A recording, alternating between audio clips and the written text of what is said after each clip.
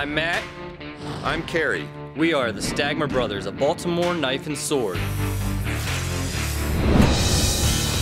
Our work can be seen on film, Broadway, and at Renaissance festivals around the country. We're going to be building some of your favorite weapons, and some weapons that you've never seen before. This is Man at Arms, REFORGED.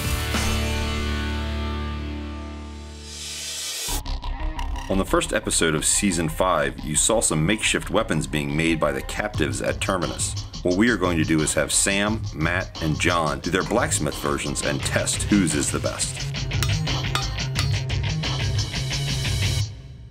For the zombie weapons, we thought a neat idea would be to take a common pickaxe, available at pretty much any hardware store, remove the head, take one half of it, open the eye up, and make what's called a K-tar, or a punch dagger. After scavenging his pickaxe of choice, John uses the hand torch on the plasma cutter to split the eye in half. As I open the eye up, it'll form the front protection of the hand. Then I'll take some common old rebar, cut them into some smaller pieces, and use them to form the basis of the side and top guards to protect the arm. John uses the power hammer to change the half of his pick into the spike he'll use for his zombie killing weapon. Here John puts the collar over the horn, spreading it open slightly. John uses one of the Bader sanders to true up and smooth the point and edge of his weapon.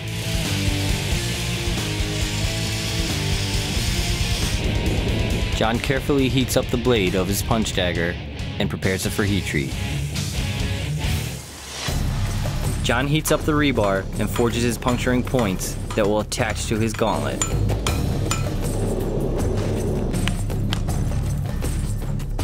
The last stage to John's build is adding the crossbars. This eliminates any gaps that would allow a zombie bite to penetrate in his arm protection. It's kind of crude, but I think it'll work just fine. Now, I haven't seen Matt or Sam's weapons yet, but I think this will be quite effective, and I'm feeling very confident about it. After welding on the pieces of rebar, John moves the torch to do the forming on his arm protection. One solid steel arm cage to protect you from the zombie bites.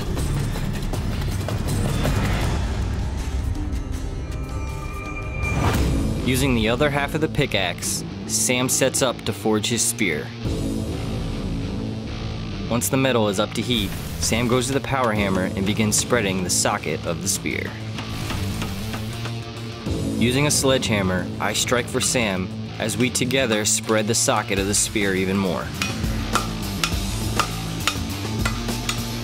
Using our Wally Yater pattern swage blocks, Sam forms the socket of the spear.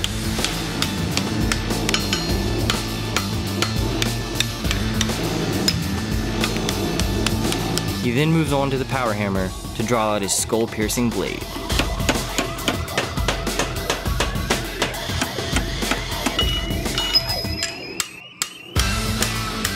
Using a 12-inch contact wheel on our Bader sander, Sam hollow grinds the spear blade.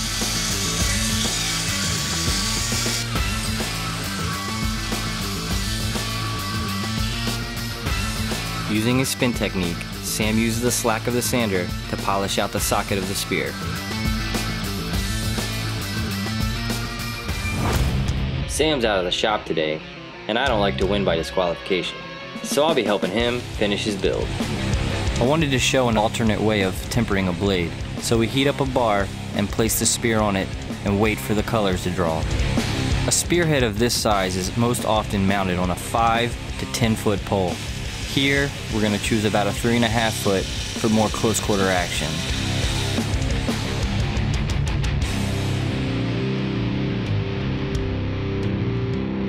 Matt put the handle on and heat treated and finished it up, but I think it needs to be a little more badass. We're going to do a little creative grinding to it.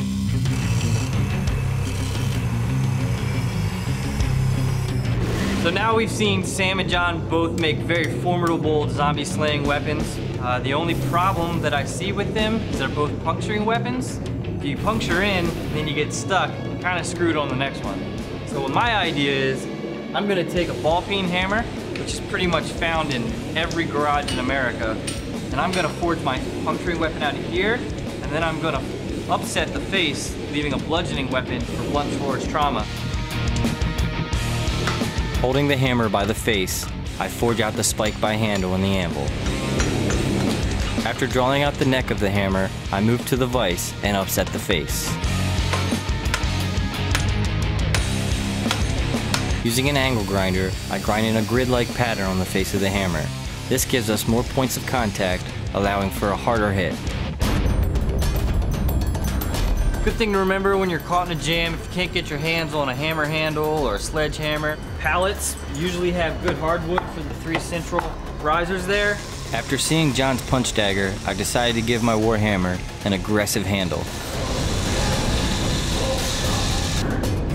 The scoops I added to my handle not only give it an aggressive look, but also work as a great weapon.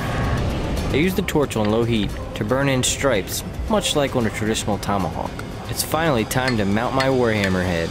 Using a lead hammer, I slowly tap it down onto the shaft.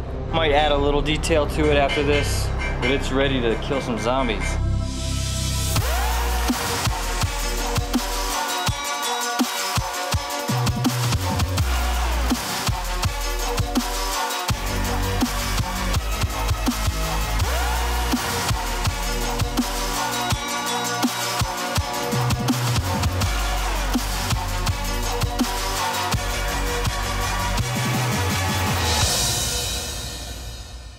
Really excited to be teaming up with Zombie Go Boom this episode. We brought in the Executioner to not only test our weapons, but judge whose weapon's the best. Charles, thanks for coming. Hey man, thanks for having me out. Now let's do this. Yeah!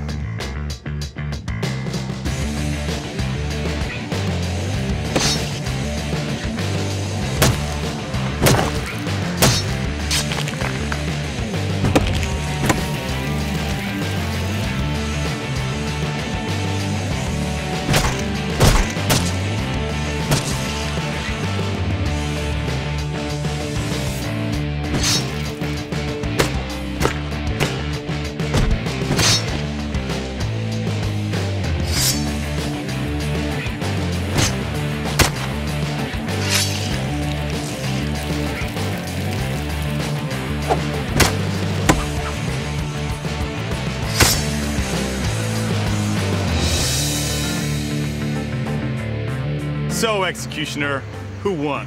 Punch dagger has a lot of these barbs and stuff sticking out, and it's really heavy and dangerous to the wielder. So that's pretty negative in my opinion. The spear, it broke. That gives it some negative points. The hammer has that spike on the back, and if you're not careful, you can jab yourself in the back. But out of all 3 of these, I think the hammer wins.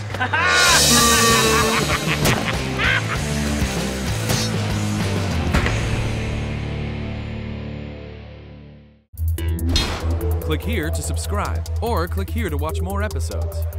Thanks for watching Man-at-Arms Reforged. We need to know what you want to see the guys build, so tell us in the comments below what weapons you want to see next. Special thanks to our friends at Zombie Go Boom.